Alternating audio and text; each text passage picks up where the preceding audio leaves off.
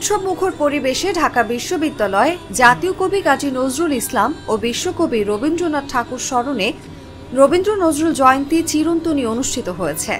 বৃহস্পতিবার বিশ্ববিদ্যালয়ের ছাত্র শিক্ষক কেন্দ্রের পায়রা চত্বরে ঢাকা বিশ্ববিদ্যালয়ের সাংস্কৃতিক সংসদের আয়োজনে রবীন্দ্র নজরুল জয়ন্তী চিরন্তনী অনুষ্ঠিত হয়।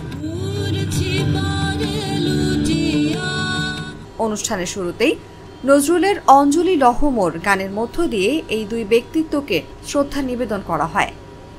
সন্ধ্যায় ছিল রবীন্দ্রসঙ্গীত, নজরুল গীতি, নৃত্য পরিবেশনা, কবিতা আবৃত্তি, পত্রপাঠ সহ মোট 18টি সাংস্কৃতিক পরিবেশনা।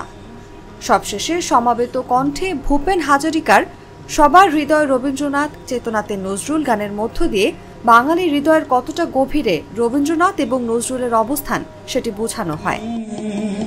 তব করুণ আঁখি তব অঞ্চল ছায়া মোরে রহিবে ঢাকি।